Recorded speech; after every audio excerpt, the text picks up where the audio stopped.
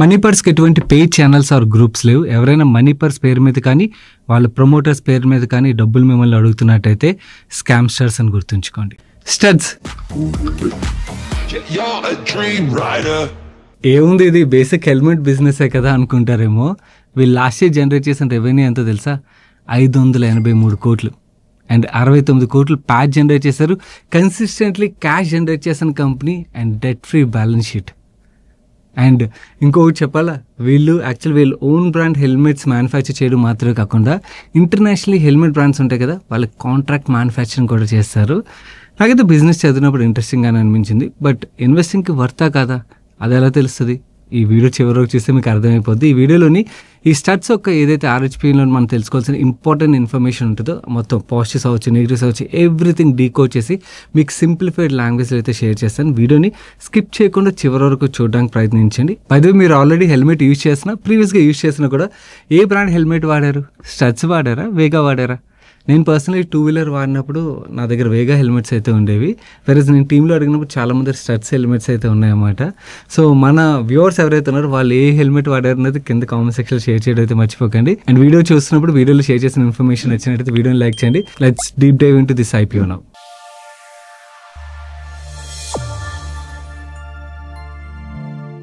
Studs accessories ఈ కంపెనీని year 1975లో స్టార్ట్ చేశారు.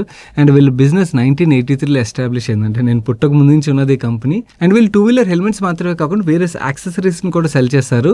2-వీలర్స్ ఒక లగేజ్ బాక్సెస్ ఉంటాయి కదా, ఆ లగేజ్ బాక్సెస్ని సెల్ చేస్తారు. అండ్ అలాగే 2-వీలర్స్ని డ్రైవ్ చేసేటప్పుడు గ్లౌస్ ఏవైతే ఉంటాయి, గ్లౌజెస్ అవ్వచ్చు, జాకెట్స్ అవ్వచ్చు, గాగల్స్ అదే స్పెట్స్ అవ్వచ్చు, అండ్ హెల్మెట్స్ని లాక్ చేసే సెక్యూరిటీ గార్డ్స్ ఏవైతే ఉంటాయి ఆ సెక్యూరిటీ గార్డ్స్, ఇలాంటి ప్రొడక్ట్స్ అన్నిటిని కూడా వీళ్ళు సెల్ చేస్తారు. వీళ్ళకి 2 బ్రాండ్స్ ఉన్నాయి. ఒకటి స్టడ్స్ మనందరూ తెలిసిన బ్రాండ్, ఇంకోటి SMK, ఇది కూడా వీళ్ళ బ్రాండే. ప్రీమియం సెగ్మెంట్లో ఈ హెల్మెట్స్ అయితే వీళ్ళు సెల్ చేస్తారు. అండ్ వీళ్ళు ఈ హెల్మెట్స్ని మన ఇండియాలో మాత్రమే కాకుండా 70 కంట్రీస్ కూడా ఎక్స్పోర్ట్ చేస్తున్నారు కరెంట్లీ. వీళ్ళకి హెల్మెట్స్ అండ్ యాక్సెసరీస్ మ్యానుఫ్యాక్చర్ చేయడం కోసం అని చెప్పి 4 మ్యానుఫ్యాక్చరింగ్ ఫెసిలిటీస్ అయితే ఆల్రెడీ ఉన్నాయి. 5th వీళ్ళు కన్స్ట్రక్షన్ స్టార్ట్ చేశారు. అండ్ ఈ ప్లాంట్ FY26లో ఆపరేషన్స్ కూడా వస్తుందని అయితే మేనేజ్మెంట్ చెప్తున్నారు. అండ్ మనకి హెల్మెట్స్ విషయంకి వచ్చేసరికి అన్ని హెల్మెట్లు చూడడానికి ఒకలా ఉండవు కదా, డిఫరెంట్ లుక్స్ డిఫరెంట్ డిజైన్స్తోని సెల్ చేస్తుంటారు కదా. వీళ్ళ హెల్మెట్స్ విషయంకి వచ్చేసరికి 240 డిఫరెంట్ డిజైన్స్తోని వీళ్ళు హెల్మెట్స్ని సెల్ చేస్తున్నట్టు చెప్తున్నారు. వీళ్ళ స్టడ్స్ బ్రాండ్లోని 160 డిఫరెంట్ డిజైన్స్లో హెల్మెట్స్ దొరుకుతాయంట. అండ్ వీళ్ళ SMK బ్రాండ్ ఉంది కదా, అందులోని 80 డిఫరెంట్ డిజైన్స్ ఆఫ్ హెల్మెట్స్ అయితే దొరుకుతాయని చెప్తున్నారు. ఓవరాల్గా వీళ్ళ దగ్గర ఉన్న SKUs విషయంకి వచ్చేసరికి 19,258 SKUs ఉన్నట్టుగా. అండ్ FY24లోని 7.4 మిలియన్ హెల్మెట్స్ అండ్ యాక్సెసరీస్ని వీళ్ళు సెల్ చేసినట్టుగా చెప్తున్నారు. అండ్ వీళ్ళకి వచ్చి ఓవరాల్ రెవెన్యూలో 92% ఆఫ్ ద రెవెన్యూ హెల్మెట్స్ని సెల్ చేయడం ద్వారానే వీళ్ళకి వస్తున్నాయి. మిగిలిన 6% of the revenue other accessories sell చేయడం ద్వారా వీళ్ళకి వస్తున్నట్టుగా అయితే చెప్తున్నారు మేనేజ్మెంట్. అండ్ వీళ్ళు టోటల్ రెవెన్యూలో కూడా వీళ్ళు డిస్ట్రిబ్యూటర్స్ ఎవరైతే ఉంటారో, మనకి హెల్మెట్స్ అమ్మే వేరే స్టోర్స్ ఇవన్నీ ఉంటాయి కదా, ఆ డిస్ట్రిబ్యూషన్ ఛానల్ ద్వారా కరెంట్లీ వీళ్ళకి 58% రెవెన్యూ అయితే వస్తుంది. అండ్ OEMs అంటే మనకి హీరో షోరూమ్కి వెళ్ళినా, బజాజ్ షోరూమ్కి వెళ్ళినా, TVS షోరూమ్కి వెళ్ళినా బైక్ కొనేటప్పుడు వాళ్ళు హెల్మెట్ కూడా ఇస్తారు కదా, సో అలా OEMs ద్వారా వీళ్ళకి 15% రెవెన్యూ అయితే వస్తున్నది. అండ్ కామర్స్ ఆన్లైన్ సేల్స్ ద్వారా వీళ్ళకి 4.23% రెవెన్యూ వస్తుంది. అండ్ గవర్నమెంట్ ఆర్డర్స్ ద్వారా వీళ్ళకి 3.52% రెవెన్యూ వస్తుంది. అండ్ వీళ్ళు ఎక్స్పోర్ట్స్ కూడా చేస్తారని మనం మాట్లాడుకున్నాం కదా 70 కంట్రీస్కి. వీళ్ళకి వస్తున్న రెవెన్యూలో 16% ప్లస్ రెవెన్యూ ఎక్స్పోర్ట్ మార్కెట్ నుంచి వీళ్ళకి వస్తున్నట్టుగా చెప్తున్నారు. అండ్ వీళ్ళకి వస్తున్న ఈ ఎక్స్పోర్ట్ రెవెన్యూలోని యూరోప్ నుంచి 5% రెవెన్యూ వస్తున్నట్టయితే, US నుంచి 4% అండ్ ఏషియా నుంచి 4% రెవెన్యూ అయితే వస్తున్నది. అండ్ వీళ్ళ స్టడ్స్ బ్రాండ్ హెల్మెట్స్ ఏవైతే ఉన్నాయో అవి 875 రూపీస్ నుంచి 4,000 రూపీస్ మధ్యలో ఈ ప్రైస్ రేంజ్లో దొరుకుతాయని చెప్తున్నారు. వేరేస్ వీళ్ళ ప్రీమియం బ్రాండ్ SMK బ్రాండ్ విషయంకి వచ్చేసరికి అక్కడ ప్రైస్ రేంజ్ స్టార్ట్ అవడం 3,000 రూపాయల నుంచి స్టార్ట్ అవుతుందని చెప్తున్నారు. కరెంట్లీ ఇండియన్ హెల్మెట్ మార్కెట్లో ఈ స్టడ్స్ యాక్సెసరీస్కి 27% మార్కెట్ షేర్ ఉన్నట్టుగా మేనేజ్మెంట్ అయితే చెప్తున్నారు. అండ్ వీళ్ళు ఈ స్టడ్స్ అండ్ SMK బ్రాండ్స్ హెల్మెట్స్ని సెల్ చేయడం మాత్రమే కాకుండా మీకు ఇంట్రోలో చెప్పాను చూడండి, వీళ్ళు కాంట్రాక్ట్ మ్యానుఫ్యాక్చరింగ్ సర్వీసెస్ కూడా ఆఫర్ చేస్తున్నారని. వీళ్ళు US బేస్డ్ కంపెనీ అయిన J-Square LLC ఏదైతే ఉన్నదో వాళ్ళది డేటోనా అని హెల్మెట్స్ ఉంటాయి అన్నమాట. ఆ హెల్మెట్స్ ఒక కాంట్రాక్ట్ మ్యానుఫ్యాక్చరింగ్ సర్వీసెస్ ప్రొవైడ్ చేస్తున్నట్టుగా చెప్తున్నారు. అండ్ అలాగే యూరోపియన్ బేస్డ్ కంపెనీ అయినా ఓనీల్ బ్రాండ్ హెల్మెట్స్ ఏవైతే ఉంటే వాటిలో కూడా వీళ్ళు కాంట్రాక్ట్ మ్యానుఫ్యాక్చరింగ్ సర్వీసెస్ అయితే ప్రొవైడ్ చేయబోతున్నట్టుగా చెప్తున్నారు. అండ్ ఈ హెల్మెట్స్ లో మనకి వెరైటీ ఆఫ్ డిజైన్స్ తో హెల్మెట్స్ వస్తుంటాయి కదా, ఎప్పటికప్పుడు వీళ్ళు క్రియేటివ్గా ఉండాలి. అండ్ ట్రెండ్స్ బట్టి వాళ్ళు ఆ న్యూ ట్రెండ్స్ ఏవైతే అప్కమింగ్ ట్రెండ్స్ని ఐడెంటిఫై చేసి ఆ డిజైన్స్ అట్రాక్టివ్గా తీసుకొచ్చినప్పుడు ఏమవుతుంది, వీళ్ళ హెల్మెట్స్ బాగా సెల్ అవుతాయి కదా, అందు గురించి అని చెప్పి వీళ్ళకి డిజైన్ క్యాపబిలిటీ కూడా ఉన్నదన్నమాట. అండ్ వీళ్ళు ఇన్ హౌస్ డిజైనింగ్ క్యాపబిలిటీ మాత్రమే కాకుండా స్పానిష్ డిజైనింగ్ ఫర్మ్స్ ఉంటాయి చూడండి, వాళ్ళతో కూడా వీళ్ళు అగ్రిమెంట్స్ అయితే చేసుకున్నారు. సో బేసికల్ మనకి వేరే టెక్నాలజీని యాడ్ చేసి హెల్మెట్స్ తీసుకొచ్చినట్టయితే, ఇప్పుడు బ్లూటూత్ అండ్ అలాగే ఇలాంటి డిఫరెంట్ టెక్నాలజీస్ తీసుకొచ్చినట్టయితే అవి జెన్సీని అట్రాక్ట్ చేస్తాయి కదా. సో అందు గురించి అని చెప్పి ఆ టెక్నాలజీని వీళ్ళు హెల్మెట్స్లోని ఇన్బిల్డ్ చేయడం కోసం అని చెప్పి ఇలాంటి కంపెనీస్ కూడా టై అప్ వీళ్ళు హెల్మెట్స్ అయితే మ్యానుఫ్యాక్చర్ చేయబోతున్నట్టుగా చెప్తున్నారు. అండ్ ఇంకొక బెస్ట్ థింగ్ ఏంటంటే వీళ్ళు ఎగ్జిస్టింగ్ మ్యానుఫ్యాక్చరింగ్ ఫెసిలిటీస్ ఏవైతే ఉన్నాయో వాటిని ఫుల్లీ ఆటోమేట్ చేయబోతున్నట్టుగా అండ్ అలాగే రోబోట్స్ని ఇన్స్టాల్ చేస్తున్నట్టుగా అయితే మేనేజ్మెంట్ చెప్తున్నారు. ప్రెసెంట్ వీళ్ళ దగ్గర 3067 ఎంప్లాయీ బేస్ ఉన్నట్టుగా చెప్తున్నారు. అండ్ వీళ్ళ దగ్గర 4 మ్యానుఫ్యాక్చరింగ్ ఫెసిలిటీస్ ఉన్నాయని చెప్పి మనం మాట్లాడుకున్నాం కదా. Most of the manufacturing facilities full కెపాసిటీతో అయితే రన్ అవుతున్నట్టుగా చెప్తున్నారు. మీరు ఇక్కడ స్క్రీన్ మీద చూడొచ్చు, ఓన్లీ 4th ఫెసిలిటీ 67% కెపాసిటీ యూటిలైజేషన్తో రన్ అవుతుంది. అందుకని న్యూ ఫెసిలిటీ కూడా వీళ్ళు సెటప్ చేస్తున్నారు. అండ్ మేనేజ్మెంట్ విషయంకి వచ్చేసరికి చైర్మన్ పొజిషన్ ని మిస్టర్ మధుభూషణ్ ఖురానా గారు హోల్డ్ చేస్తున్నారు. ఈయనే కంపెనీ యొక్క ఫౌండర్. అండ్ ఎండి పొజిషన్ ని అతని కొడుకు సిద్ధార్థ్ గారు హోల్డ్ చేస్తున్నారు. అండ్ సిఎఫ్ఓ పొజిషన్ ని మనీష్ మెహతా గారు హోల్డ్ చేస్తున్నారు. కరెంట్ షేర్ హోల్డింగ్ ప్యాటర్న్ చూసినట్టయితే మధుభూషణ్ ఖురానా గారు 37% స్టేక్ హోల్డ్ చేస్తున్నట్టయితే సిద్ధార్థ్ ఖురానా గారు 31% స్టేక్ అయితే హోల్డ్ చేస్తున్నారు. మనం ఐపీఓ రిలేటెడ్ గా ఫర్దర్ డీటెయిల్స్ చూసే ముందు స్మాల్ రిమైండర్ గైస్, వీడియోలో షేర్ చేసిన ఇన్ఫర్మేషన్ నచ్చినట్టయితే వీడియోని తప్పకుండా లైక్ చేయడం మర్చిపోకండి. అండ్ అలాగే మీ ఫ్రెండ్స్ అండ్ ఫ్యామిలీకి వీడియో హెల్ప్ఫుల్ అవుతుంది అంటే వాళ్ళకి షేర్ చేయండి. అండ్ ఛానల్కి ఇదే ఫస్ట్ టైం వచ్చినట్టయితే మన మనీ పర్స్ ఛానల్ సబ్స్క్రైబ్ చేసి పక్కన బెల్ ఐకాన్లో ఆల్ నోటిఫికేషన్స్ యాక్టివేట్ చేసుకోండి. అండ్ ఫైనాన్షియల్స్ విషయంకి వచ్చేసరికి ముందుగా బ్యాలెన్స్ షీట్ గురించి మాట్లాడుకున్నట్టయితే ఇది డెట్ ఫ్రీ కంపెనీ. అండ్ వీళ్ళ బ్యాలెన్స్ షీట్లో మనకు 469 crores ఈక్విటీ కనబడుతుంది. P&L నెంబర్స్ విషయంకి వచ్చేసరికి లాస్ట్ ఇయర్ వీళ్ళు 583 crores టాప్ లైన్ అయితే జనరేట్ చేశారు. లాస్ట్ 3 yearsలోని మనకి టాప్ లైన్లో గ్రోత్ చూసినట్టయితే 8.15% గ్రోత్ కనబడుతుంది. సింగిల్ డిజిట్ గ్రోత్ కనబడుతుంది. దానికి రీజన్ కూడా మనకు తెలుసు. టూ వీలర్ మార్కెట్ ఓవరాల్గా ఓఈఎమ్స్లోనే మనకి గ్రోత్ లేదు కదా. లాస్ట్ 4-5 yearsలోనే పెద్ద గ్రోత్ ఎక్కడ ఉన్నది? టూ వీలర్ మార్కెటే గ్రో ఉన్నప్పుడు పెద్దగా వీళ్ళు ఎక్కడి నుంచి గ్రో అవుతారు? వీళ్ళకి ఏదైతే రీసెల్లింగ్ మార్కెట్ అవ్వచ్చు, లేకపోతే నార్మల్గా సేల్స్ అవుతాయి చూడండి, వాటి ద్వారా ఏదైతే గ్రోత్ ఉంటుందో దాన్ని వీళ్ళు డెలివర్ చేయగలిగి ఉంటారు. అండ్ ఆపరేటింగ్ ఎబిటా విషయంకి వచ్చేసరికి ఈ పీరియడ్లో వీళ్ళు 32% ఆపరేటింగ్ ఎబిటాలో గ్రోత్ డెలివర్ చేశారు. మార్జిన్స్ విషయంకి వచ్చేసరికి 12% మార్జిన్ మెయింటైన్ చేశారు. బట్ కరెంట్లీ చూసినట్లయితే కన్సిస్టెంట్గా last year and last before year 17% operating EBITDA margin అయితే మెయింటైన్ చేస్తున్నారు. అండ్ ప్యాట్ విషయంకి వచ్చేసరికి 44% మనకు గ్రోత్ కనబడుతుంది. అండ్ కన్సిస్టెంట్లీ క్యాష్ అయితే జనరేట్ చేస్తున్న కంపెనీ ఇది. మనం పియర్ కంపారిజన్ చేయాలంటే లిస్టెడ్ స్పేస్లో ఎవరు లేరు. వెరస్ అన్లిస్టెడ్ మార్కెట్లో మనకి 2 స్ట్రాంగ్ కంపెనీస్ ఉన్నాయి. వేగా అవ్వచ్చు, స్టీల్ బర్డ్ అవ్వచ్చు. ఈ 2 కూడా స్ట్రాంగ్ పియర్ కాంపిటేటర్స్ అన్నమాట. ఈ పియర్స్ యొక్క గ్రోత్ మనం చూసామనుకోండి, వీళ్ళు ఆర్హెచ్పిల్ ఆ డేటా మనకి ఇచ్చారు. 2020 నుంచి వీళ్ళు ఆ డేటా మనకి ప్రొవైడ్ చేశారన్నమాట. స్టడ్స్ విషయంకి వచ్చేసరికి స్టడ్స్ యొక్క గ్రోత్ చూసినట్టయితే 6.29% CAGRలోని 2020 నుంచి 2024 మధ్యలో పీరియడ్లో గ్రో అయినట్టయితే, వెరస్ వీళ్ళ కాంపిటేటర్ వేగా విషయంకి వచ్చేసరికి 9% CAGRలో గ్రో అయింది. అంటే వీళ్ళకన్నా కూడా ఫాస్ట్గా వేగా గ్రో అవుతున్నట్టయితే వీళ్ళ market share or Steelbird ఒక మార్కెట్ షేర్ ఏదైతే ఉంటుందో వాళ్ళ మార్కెట్ షేర్ వేగా గ్రాప్ చేస్తున్నట్టుగా మనం అర్థం చేసుకోవచ్చు. అండ్ ఎబిటా మార్జిన్స్ విషయంకి వచ్చేసరికి వీళ్ళ మార్జిన్ 17% ఉన్నది కదా.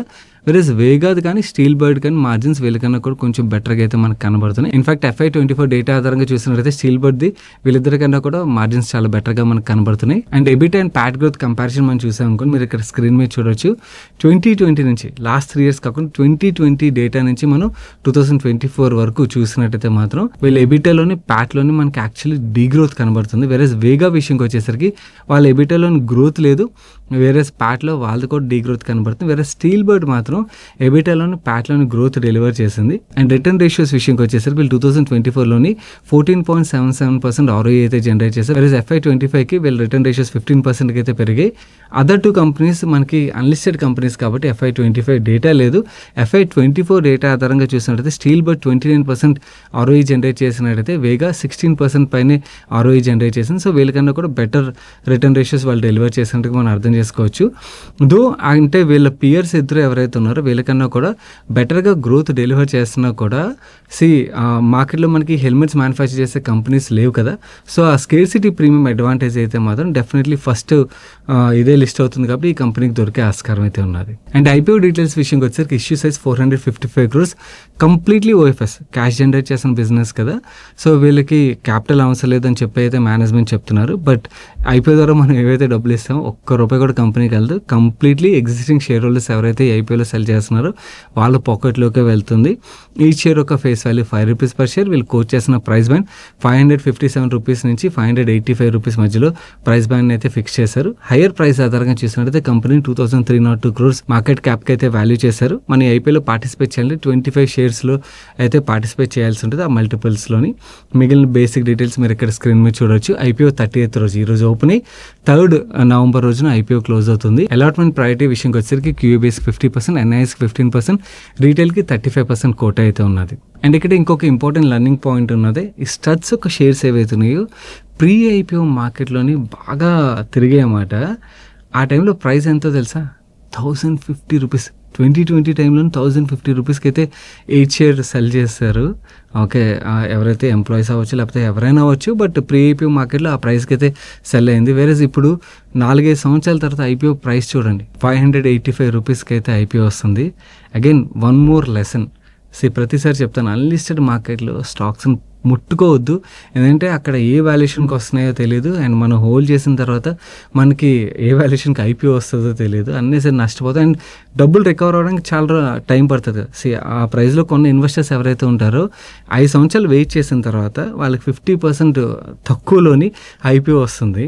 నువ్వు వాళ్ళ డబ్బులు వాళ్ళకి రావడానికి మళ్ళీ ఎన్నాళ్ళు పడుతుంది అన్నది మనం చూడాల్సి ఉన్నది. So this is the biggest risk with unlisted market. కంపెనీకి సంబంధం లేదు, బట్ అన్లిస్టెడ్ మార్కెట్లో జరిగే ఏదైతే ఇష్యూస్ ఉన్నాయో దాన్ని ఒకసారి హైలైట్ చేద్దాం మన వాళ్ళకి. బికాస్ ఎన్నిసార్లు హైలైట్ చేసినా కూడా అన్లిస్టెడ్ మార్కెట్ రిలేటెడ్గా క్వశ్చన్స్ వస్తూనే ఉంటాయి. కాబట్టి ఇలాంటి ఇష్యూస్ జరిగినప్పుడల్లా జస్ట్ దీని రిలేటెడ్గా అలర్ట్ చేయడానికి అయితే ప్రయత్నిస్తుంటాను. నవ్వు ఈ ఐపీఓ విషయంకి వచ్చేసరికి వీళ్ళు కోట్ చేసిన వాల్యుయేషన్స్ మనం చూస్తున్నట్టయితే 33 times price to earning multiple అయితే ఐపీఓని కోట్ చేస్తున్నారు. Which is not very expensive, but అలానే రీజనబుల్ కూడా కాదు. కాకపోతే ఒక బిగ్గెస్ట్ అడ్వాంటేజ్ ఏంటంటే వీళ్ళకి కాంపిటేటర్స్ ఎవరు లిస్టెడ్ కాంపిటేటర్ లేకపోవడం వల్ల ఆ స్కేర్సిటీ ప్రీమియం దొరుకుతుంది, అడ్వాంటేజ్. సెకండ్ థింగ్ ఏంటంటే మనకి 2-wheeler మార్కెట్ ఏదైతే ఉన్నదో లాస్ట్ 3-4 yearsలో పెద్దగా గ్రోత్ లేదు కదా.